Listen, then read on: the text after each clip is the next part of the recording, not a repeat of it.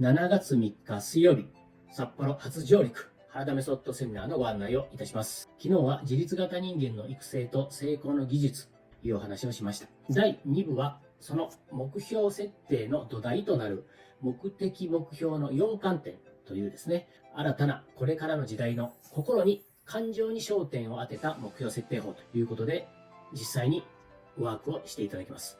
こちらも大好評のワークになります。皆様お楽しみに。